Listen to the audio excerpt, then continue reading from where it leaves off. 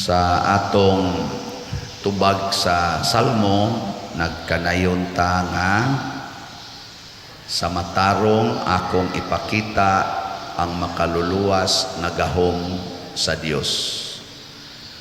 Sa unang pagbasa niingon sa dang Ginoo, kung musukol mo nako, ako gimong ipapatay sa espada. Pero magmatinumanon mo nako, hatagan ta mo sa tanang panalangin. So kining matarong daay nga tao kanang dili musukol sa Ginoo. Pangutan-an na imong tupad ning namusukol ka Ginoo.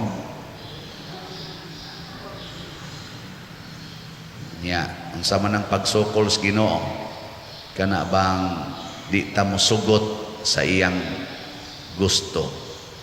Nanglitan, giuba na imong buhok, imong yung kulurag itom. Kay di kaganahan anang puti-puti. Nisukol na ka na. Kung ang imong kilay tanaw nimo nipis ra, imo dayong kiskison ya imong badlisan, nisukol na ka.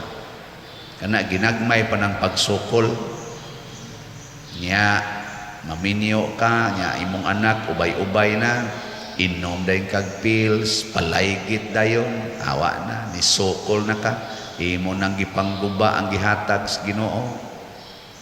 Ingon ang Ginoo nga ayaw mo pag-away anang kwarta, mukiha gyud ka, aka na. Sukol na ka sa Ginoo. Ingon ang Ginoo, pagpasayloay mo, paghigugmaay mo, makigubat gyud ka hangtod mga matay. Bahala nagmagkrisis ang tibuok kalibutan, basta maggubat kita kay ilhon ginatog kinsay hawod. Kana nisukol na taniana. Gihimo kas Ginoo nga babay, maglinaki gyud ka kay ako gusto gyud kog laki ko. Gihimo kas Ginoo nga lalaki, magbinabay gyud kay gusto gyud kong babae ko, pusbon ko gining akong lawas. Nisukol na gitag maayo, no? Ingnon sa Ginoo nga, Padre, ayaw na isod sa bulsang kuliktab, isod gyud sa bulsa. Ako'y magbuot ani kay ako'y gadupa-dupa ani. Ako ning hinaguan. Kana mga inana ba? Sukol. Kamo, ingnon mo sa Ginoo, mga ginikanan ay mong pangasaba na inyong mga anak, mamalikas gyud, sige gyud pamunog. Zaman, wa mo sukol o nituman mo na sukol.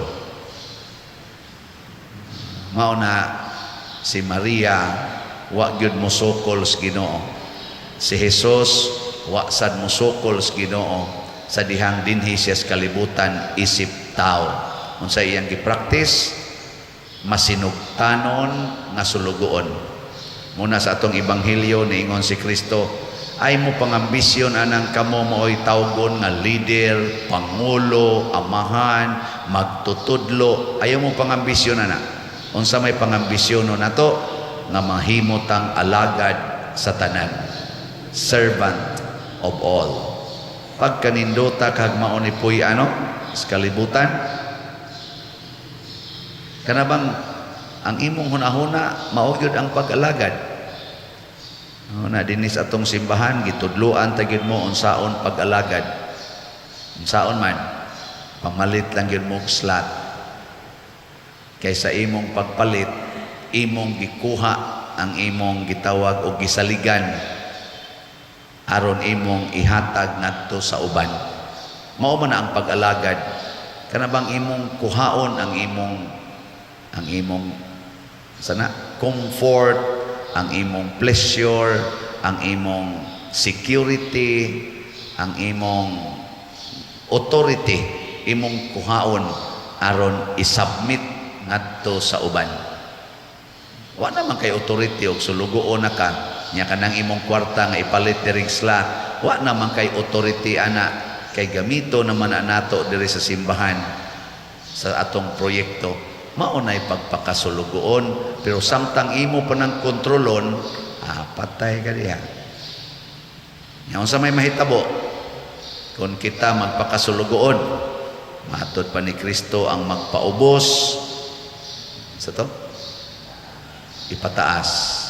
Ang magpataas, may kayo mo memorize sana.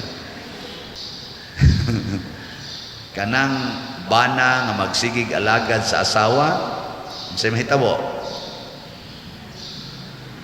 Unsa man? Unsaon nimo pagka-feel nga gipataas ka? Oh, pero may ginang adi sa namaong ang kanang bana nga magsigig alagad sa asawa, pinangga kay nas asawa. Murabag musikat ba? Kanang mga anak nakusog kay mutahod sa ginikanan, niya magsigig yun og alagad sa ginikanan, sikat kay nas ginikanan. Pinalitan gina og unsay makalipay. Bitaw. Pero ang nindot yun nga ipataas tas Ginoo kanang makasinati ta og langit. Ang tao nga magsigig alagad, wa gyoy ambisyon nga siya mo'y magpaalagad, kanunay malinawon, kanunay malipayon, kanunay nga kontento. Nga karon ay dako-dako ginang hitabo dias Negros nga gobernador, giadto gyud balay, girakrakan dito, patay siya, patay sa daang mga taong diha dool niya, mga siyam sila tanan nangamatay. Kana bitang ingon ana nga klase, kanang nirakrak sa mga tao nga may tato gihagad og gubat, ingon, gob, naam jud kay mga tao diha, kuhaan ang inyong armas, pinusilay ta. Arang-arang pa masadto kadto mga bata pamisuna kay muhagad pa maggubat-gubat, yan kamoy pares, gubat-gubat ana ba? Kana yung galingkod, gaatiman sa mga tao niya imong rakrakan. Kuha na kayo na kana ganing taong natubag linuog kaayo ba nga buhat. Muna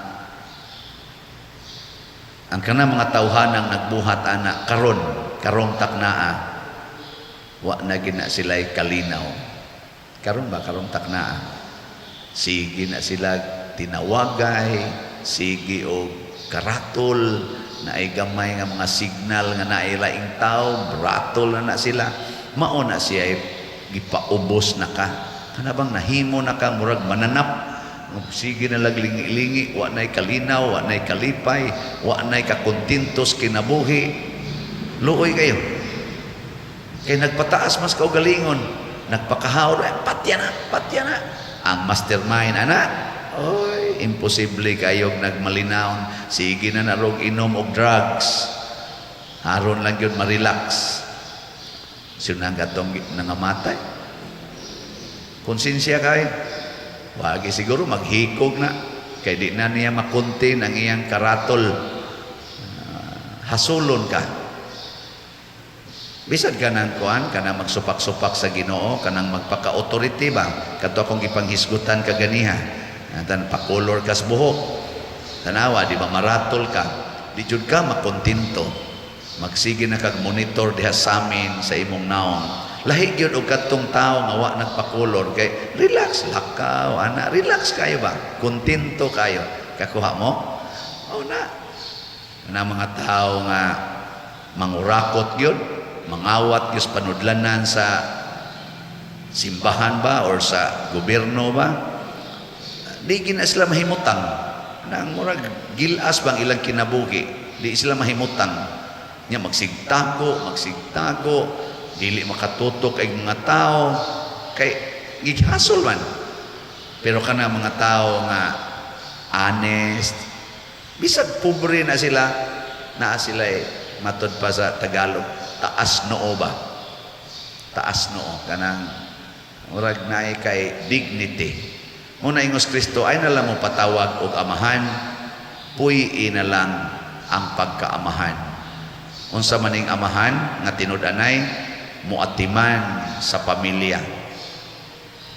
Dili moghimog laing pamilya, muatiman sa pamilya. O ikaw gusto kang himuong magtutudlo, puyi ang pagka magtutudlo. Unsa may tinuod nga magtutudlo, kana bang motudlo pinaagig pulong ug buhat. Muna nga ningos Kristo kining mga magtutudlo din hinato nga mga proud kaayo.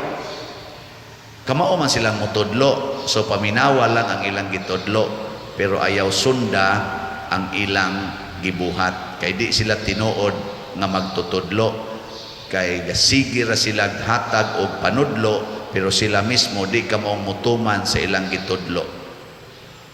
Parihara na sa amahan ba or inahan, ayaw mo pagsugal, nga siging ukay anang madyong, nya siging tungid, siging patad anang surtres, nya moingon is mga anak kamusgal sugal mo piti gyud mo nako, nya siging sugal. Buang mo na sakto mo na yang gitudlo, pero sayop ang iyang gibuhat. Ay mo pa ni garilyo ha, wa pa ba mo yung mga trabaho, bantay mo sige mo sigarilyo, bantay mo nako.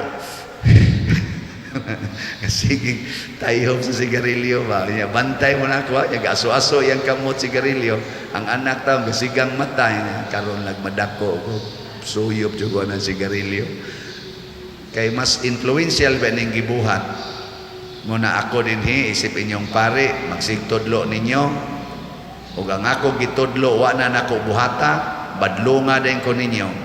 Pwede pa kunyog tulisokon in public kung wa na nako buhata ang akong gisulti ninyo. Oh, bitaw, may na lang na makaamgo ko sa akong kabuang. Pero nagbuhat sa ko sa akong gisulti, magdungan sa tag buhat, sama ng pagpalit og slot sa may nahitabo. Sige sa kong palit, di lang ko moingon nga parihasi ang akong pinalitan, pero sige sa kong palit, kay sige kong tudlo nyo palit og slot niya, ako waday palit-palit. Alkansi ko, sige kong ingon ninyo nga kinsa tong manghatag taga-agdaghan, kansi ko ana. Ngayon ipalit og usa ka slot nato dinhi, bago pa sad siyang ni-inform nako, ingon din siya, palit kong slot pader, nindot kay Ginoo og gibaos. Ang gibaos sa Ginoo kuno kay tagaan sad siyang equivalent og 50 ka slots. Ang iyang gipalit usa ra ka slot, ang gibaos niya equivalent sa 50 slots. Nako, awa pa to kaabot og 100, kay ang gusto sa Ginoo 100 mo gyud. 100 ba? So kuwangan pa na. Wat-wata lang niya. Saon man na pa din nga maabot og 100. Sige yung palit. Sige lang yung palit. O nang 100 ginamadugay. Mga igsoon, usahay ang atong tawhanon kinaiya mo og muhari. Muna struggle gyud, no? Struggle. Kinahanglan kita og focus o conscious effort. Sige, manindog na ta.